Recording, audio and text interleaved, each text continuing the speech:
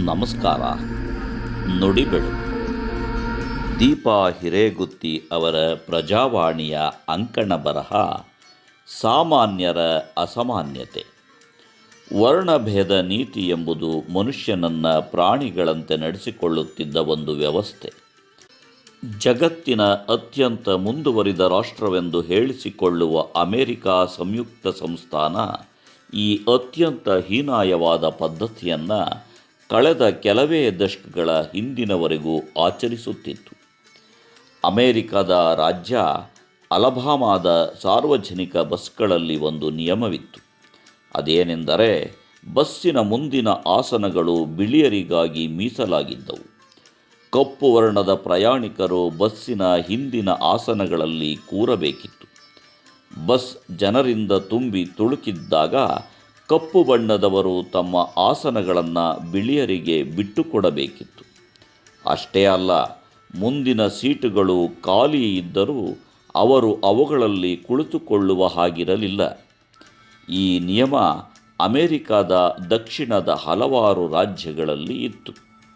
1955 December 1ನೇ ತಾರೀಕು Rosa parks ಎನ್ನುವ ಕಪ್ಪು ವರ್ಣದ ಮಹಿಳೆ ಅಲಬಾಮಾದ ರಾಜಧಾನಿ ಮೊಂಟ್ಗೊಮರಿಯಲ್ಲಿ ಬಸ್ಸಿನ ಹಿಂದಿನ ಭಾಗದ ಮೊದಲ ಸಾಲಿನ ಆಸನದಲ್ಲಿ ಕುಳಿತಿದ್ದರು. ಆಗ ತಾನೇ ಬಸ್ ಹತ್ತಿದ ಬಿಳಿಯರಿಗೆ ಸೀಟು ಕೊಡುವಂತೆ ರೋಸಾ ಮತ್ತು ಉಳಿದ 3 ಪ್ರಯಾಣಿಕರಿಗೆ ಚಾಲಕ ಹೇಳಿದ. ಉಳಿದವರು ಎದ್ದು ನಿಂತು ಹೋದರು. ಆದರೆ ರೋಸಾ ಎದ್ದೇಳಲು ನಿರಾಕರಿಸಿದರು. ತಾನು ಹಿಂದೆ ಹೋಗುವುದಿಲ್ಲ ಎಂದು ಸ್ಪಷ್ಟವಾಗಿ ಹೇಳಿದರಾಕೆ. ಕಾನೂನು ಉಲ್ಲಂಘನೆ ಮಾಡಿದ್ದಕ್ಕೆ ಅವರನ್ನು ಬಂಧಿಸಲಾಯಿತು. ರೋಸಾ ಅವರ ಬಂಧನ ಮೊಂಟ್ಗೊಮರಿಯ ಜನರಲ್ಲಿ ಜಾಗೃತಿಯನ್ನುಂಟು ಮಾಡಿತು. ರೋಸಾ ಅವರ ಶಾಂತಿಯುತ ಪ್ರತಿಭಟನೆ ಅವರ ಸಮುದಾಯದ ಜನರಲ್ಲಿ ಸ್ಫೂರ್ತಿ ತುಂಬಿ ಅವರು ಬಸ್ ಪ್ರಯಾಣವನ್ನೇ ಕೈಬಿಟ್ಟರು. ಅದು ಪೂರ್ತಿ 1 ವರ್ಷ. ಮಾರ್ಟಿನ್ ಲೂಥರ್ ಕಿಂಗ್ ಜೂನಿಯರ್ ಈ ಪ್ರತಿಭಟನೆಯನ್ನು ಮುನ್ನಡೆಸಿದರು. ಜನರು ಓಡಾಟಕ್ಕೆ ಎಷ್ಟೇ ಕಷ್ಟವಾದರೂ ಪ್ರತಿಭಟನೆ ಕೈಬಿಡಲಿಲ್ಲ. 381 ದಿನಗಳ ನಂತರ ಅಮೆರಿಕಾದ ಸುಪ್ರೀಂ ಕೋರ್ಟ್ ಬಸ್ನಲ್ಲಿ ಆಸನಗಳ ಪ್ರತ್ಯೇಕತೆ ಅಸಂವಿಧಾನಿಕ ಎಂದು ತೀರ್ಪು ಕೊಟ್ಟಿತು.